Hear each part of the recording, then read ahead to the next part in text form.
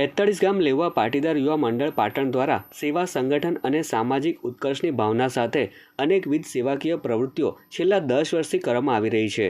ત્યારે 42 ગામ લેવા પાટીદાર યુવા મંડળના પાટણ સ્થિત પાટણ ડીસા હાઈવે માર્ગ પર આવેલ મંગલમ સ્ક્વેર ખાતે કાર્યાલયનો શુભારંભ કરવામાં આવ્યો હતો।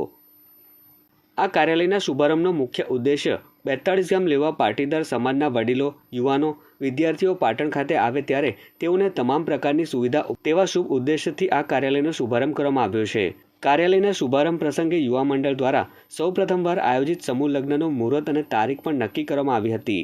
આ પ્રસંગે પાટણના ધારાસભ્ય ડોક્ટર કિરીટ પટેલ, સમાજના આગેવાનો કાનજી પટેલ, મણિ પટેલ, વલ્લભ પટેલ, ભરત પટેલ, મહેશ પટેલ સહિત મોટી સંખ્યામાં આમંત્રિતો ઉપસ્થિત રહ્યા હતા।